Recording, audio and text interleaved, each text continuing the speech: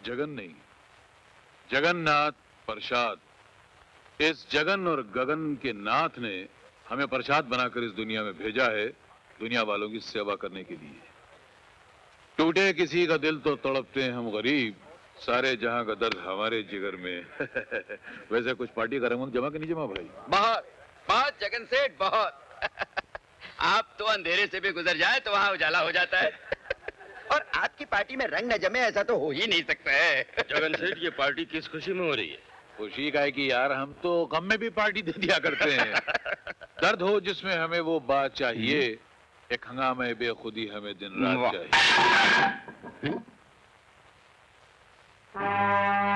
ये क्या बदतमीजी है? जिस शौरो गुल से तुम्हें प्यार है जगन्नाथ, ये उसी प्यार का नमूना है।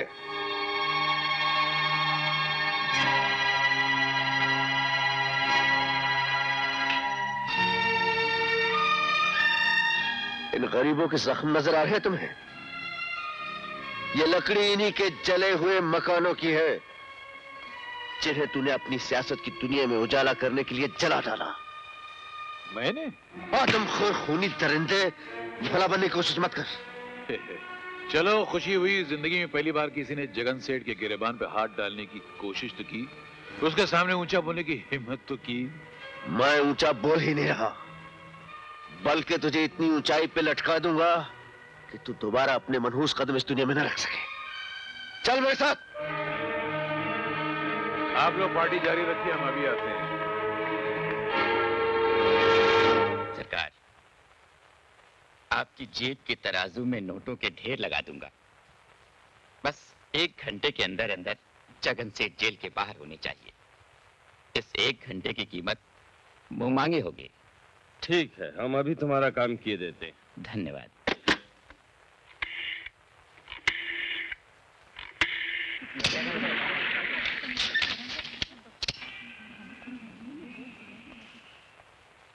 जगन सेठ, आप जैसे समाज सेवक को पुलिस ने गिरफ्तार किया, इसकी क्या वजह है?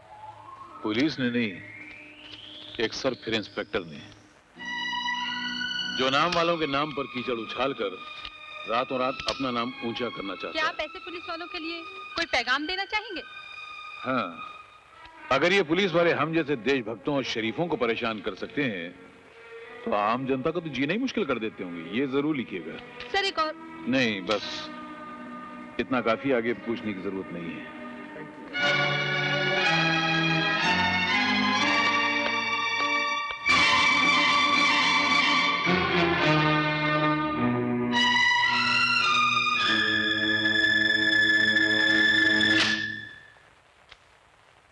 सर, बड़ी मुश्किल से मैं जगन को गिरफ्तार करके लाया था, और आपने इतनी आसानी से उसे जाने दिया। और क्या करता? बिना किसी गवाह, बिना किसी सबूत और बिना किसी जुर्म के मैं उसे लॉकअप में बंद करके कैसे रख सकता था? जी, कोई गवाह नहीं था? वो मंगलू जिसे मैंने रंगे हाथों फसाद करते हुए पकड़ा था, गवाही देने के लिए तैयार था। उसकी गवाही काफी नहीं थी आपके लिए? आई एम सॉरी अमर, मैं मजबूर हूं। आप जैसे अफसर मजबूर हैं, फिर हमारे जैसे अफसर तो मरे हुए हैं। बेजान कठपुतलियां हम लोग, जिनके मुर्दा जिस्मों को जबरदस्ती वर्दियां पहना दी गई हैं। आप मजबूर हैं नहीं सर, आपको मजबूर कर दिया गया है। जब ऊपर से दबाव पड़ता है तो नीचे वालों को दबना ही पड़ता है, जबान बंद रखनी ही पड़ती है और लॉकर के दरवाजे खोल देने पड़ते हैं। अमर! सर, किस काम की ये वर्दी जो किसी मजलूम को जुल्म से न बचा सके? किस काम का यह होता जो किसी दौलतमंद मुजरिम के गिरेबां तक ना पहुंच सके? कभी गलती से उनके गिरेबां पे हाथ डाल दिया तो वो अपनी दौलत की तलवार से कानून के हाथ काट देते हैं। सर, ये रोज रोज के हाथ कटवाना, अपनी जमीर को फांसी लगवाना आपको मुबारक हो। मुझे ये सब नहीं होगा।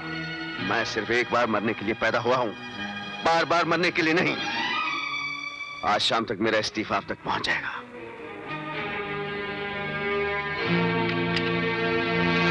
चलिए जगन भाई, आपका काम तो हो गया।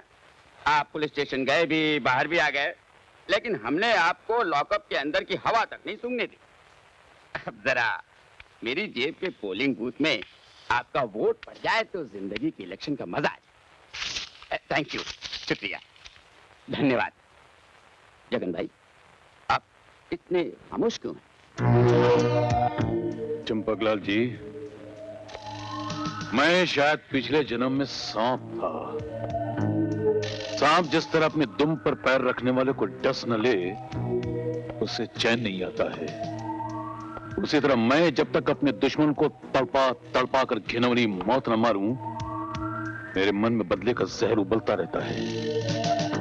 मैं उस हरामजादे अमर को जिंदा नहीं छोड़ूंगा। शांति शांति, भूल कर भी जल्दबाजी में कदम मत उठाना जगन भाई। मैं बड़ी मुश्किल से ऊपर वालों को मना कराया हूं।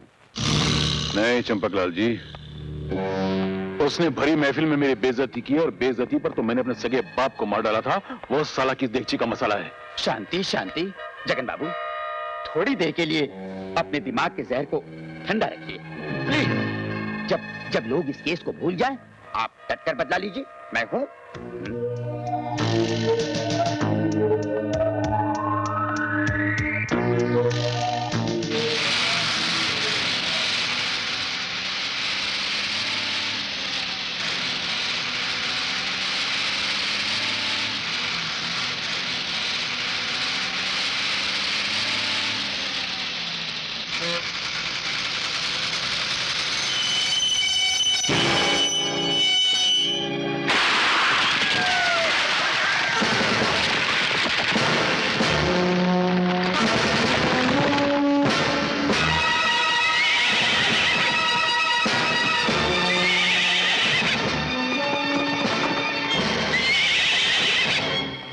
किस नहीं होने दूंगा। शेरा की धमकी के मुताबिक अगर उन 25 कैदियों को रिहा नहीं किया गया तो वो बस के तमाम मुसाफिरों को एक एक करके खत्म कर देगा। अगर हमने उन कैदियों को आजाद कर दिया तो वो खतरनाक मुजरिम न जाने कितने मासूमों के खून से जमीन को रंग देंगे। हमें उनसे मिलने क्यों नहीं देते? प्लीज हमें जाने दीजिए। हमें जाने दीजिए।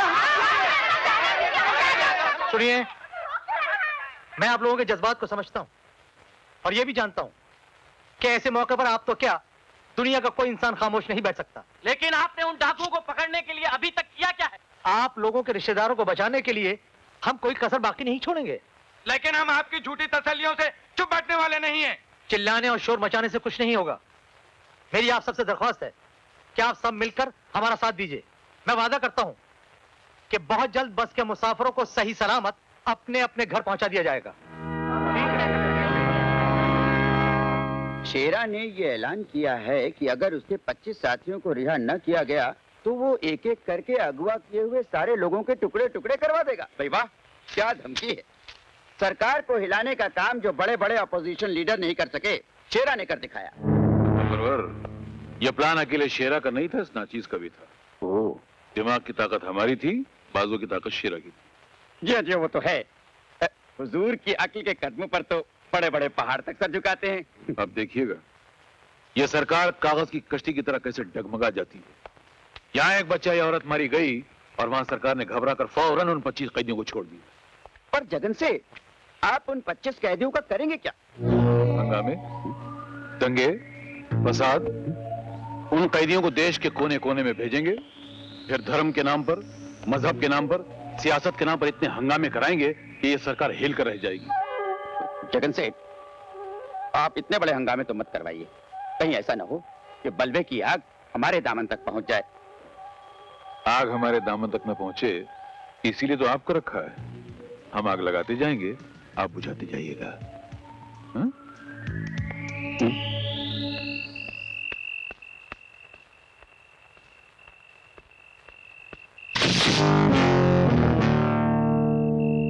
बहुत देर से मैं आपका इंतजार कर रही हूँ। आप मेरा इंतजार कर रही थी? कहिए क्या बात है? बैठिए, बताती हूँ। बैठूं? डरिए मत, मैं आपको कहीं भगा कर नहीं ले जाऊंगी। जी हम डरते तो कभी किसी से नहीं। लीजिए बैठ गए, बताइए जाना कहाँ है?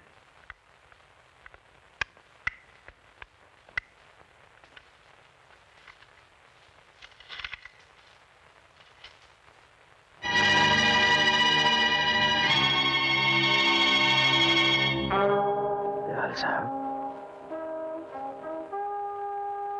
अमर, तुमने इस इलाके से डाकू शेरा के कदम उखाड़कर अपनी बहादुरी का सबूत दिया है। सर, डाकू शेरा के कदम पूरी तरह उखड़े नहीं, क्योंकि शेरा सिर्फ डाकू ही नहीं, बहुत बड़ा टेररिस्ट भी है। और आप अच्छी तरह जानते हैं कि हर टेररिस्ट के पीछे किसी न किसी बड़े आदमी का हाथ जरूर होता है, और सबसे पहले मुझे उस आदमी के हाथ काटने हैं।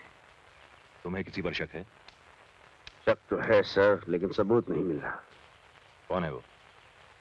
जगन सेठ। जगन सेठ बहुत बड़ा दौलतमंद है ना, इसलिए उसने दौलत की चादर के नीचे अपने गुनाहों को दफन कर रखा है। मुझे उम्मीद है कि एक ना एक दिन तुम उसके खिलाफ सबूत जरूर ढूंढ निकालोगे। I need your good wishes sir. All the best. Thank you sir. उसे कुचल के रख दो।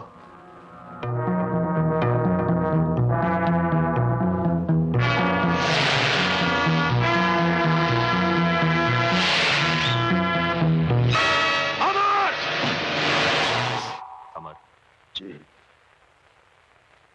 क्या सोच रहे हो?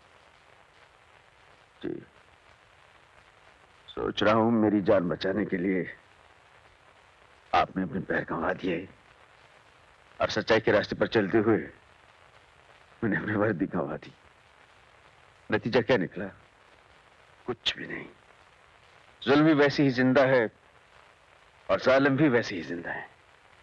इसीलिए मैंने तुम्हें यहां बुलाया। आप हुक्म कीजिए, आपके लिए मेरी जान हाजिर है। अमर, मेरी पोती। जी दयाल साहब, क्या कह रहे हैं? क्या हुआ आपकी पोती को? मैं बताती हूँ अमर साहब। सीमा अपनी एक सहेली की शादी अटेंड करने बस में बेंगलोर जा रही थी। अचानक रास्ते में डाकुओं ने हमला किया और बस में बैठे हुए तमाम लोगों को अगवा करके ले गए। अगवा कर लिया? किसने? शेरा ने। शेरा डाकू? हाँ बेटा, तुम तो जानते हो कि उससे मेरी पुरानी दुश्मनी है। अगर उसे यह पता चला कि सीमा मेरी पोती है तो पता नहीं वो उसके साथ क्या सुलूक करेगा। बेटा, ये बूढ़ा हाथ जोड़कर तुमसे अपनी पोती की जिंदगी की भीख मांगता है। दयाल साहब, ये क्या कर रहे हैं आप? आप क्यों शर्मिंदा कर रहे हैं मुझे? आपने तो मुझे औलाद से भी ज्यादा प्यार दिया है। मुझे पढ़ाया लिखाया, पुलिस की वर्दी दिलवाई, और उस दिन अपनी जान पर खेलकर मुझे नई जिंदगी दी आपने। मेरा तो हर सांस आपका कर्जदार है। आप हुक्म दीजिए दयाल साहब, मैं अपनी जान पर खेलकर भी सीमा को उन दरिंदों के चुंगल से बचा कर लाऊंगा। आप मुझ पर भरोसा रखिए दयाल साहब। हाँ, मैं जाऊंगा, जरूर जाऊंगा।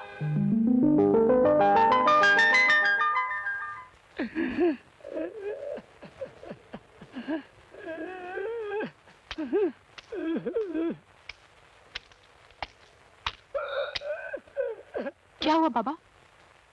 बच्चों की याद आ गई है बेटी।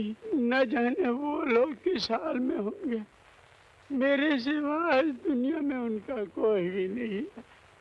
कोई भी नहीं है, कोई भी नहीं है। धीरज रखो बाबा, सब ठीक हो जाएगा। और भी मेरे दादा दयाल तो पुलिस कमिश्नर रह चुके हैं। उनकी इस डाकू शेरा से बहुत पुरानी दुश्मनी है। जब उन्हें मालूम पड़ेगा इस डाकू ने उनकी पोती को उठा लिया है तो हमें बचाने के लिए जरूर कुछ ना कुछ करेंगे। सच बेटी? हाँ बाबा, लेकिन मैं उनकी पोती हूँ, इस बात का किसी को पता ना चले। आदाब अर्ज़। जीते रहो बेटा। कैसे आना हुआ? खैरियत तो है? रहीम चाचा, जब मैं पुलिस ऑफिसर था आपने कानून के दुश्मनों के नाम और पते बताकर मेरी बहुत मदद की थी। आज मैं एक कड़े इम्तिहान से गुजरा हूं। मुझे आपकी मदद चाहिए। हुक्म करो बेटा। मुझे कासिम अली और करण का पता चाहिए। करण के बारे में तो फिलहाल कुछ खबर नहीं है। अलबत्ता कासिम अली कहां होगा ये मैं जानता हूं। कहां होगा वो इस वक्त?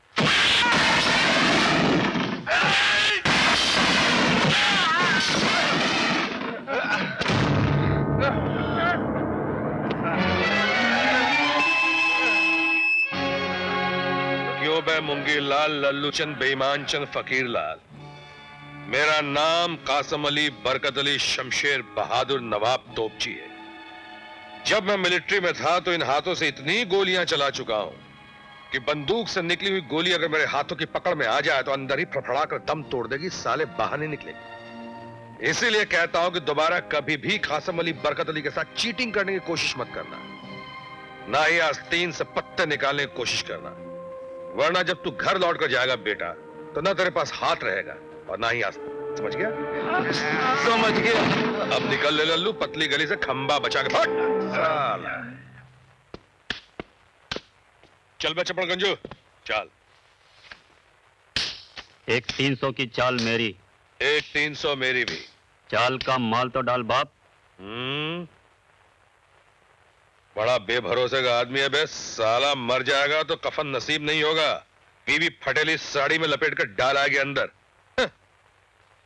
ये ले 1000 की अंगूठी है, इसमें से 300 डाल रहा हूं, शो कर जल्दी। अब कासम अली बरकत अली जंग बहादुर नवाब तोपची की अंगूठी को तू हाथ लगा रहा है? जब हमने कह दिया 1000 की है तो 1000 की है, और अभी भी समझ में नहीं आया तो तेरे को समझा कर बताऊं? नहीं समझ गया। समझ गया बाप। शो कर।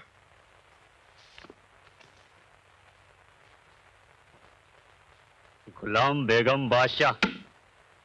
बहुत मारूंगा साले अगर हाथ लगाया तो। देखने दे पहले भूतनी के गुलाम बेगम बादशाह। गुलाम बेगम बादशाह की औलाद क्या है भैया? इक्का बादशाह बेगम। हो गया मुकाला? साला कासिम भाई की अंगूठी को हाथ लगा रहा था।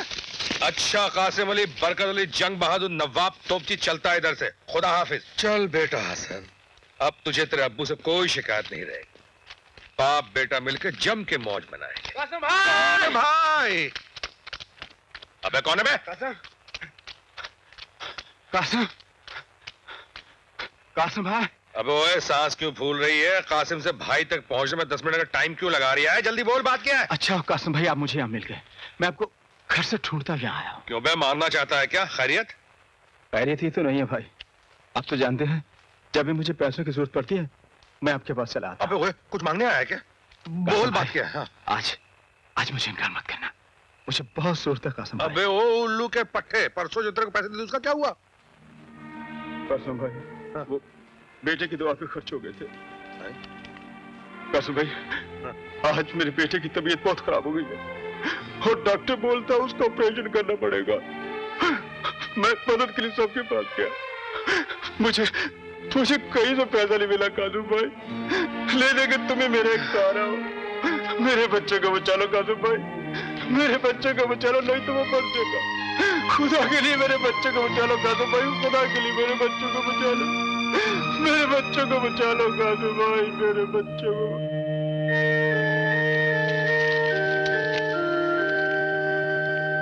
बहुत बहुत शुक्रिया कासिम भाई, बहुत बहुत शुक्रिया कासिम भाई, बहुत बहुत शुक्रिया। या खुदा, यही तेरी मर्जी।